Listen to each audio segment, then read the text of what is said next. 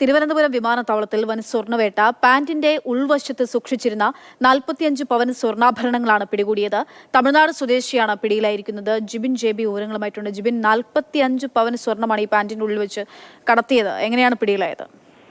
അക്ഷയ്, ഇന്ന് പുലർച്ചെയാണ് കോലാലംപൂരിൽ നിന്ന് തിരുവനന്തപുരത്തേക്ക് എത്തിയ വിമാനത്തിൽ സഞ്ചരിച്ചിരുന്ന തമിഴ്നാട് സ്വദേശിയായ സെന്തിൽ രാജേന്ദ്രനെ പിടികൂടുന്നത്. ഇയാൾ 2 പാന്റാണ് ധരിച്ചിരുന്നത്.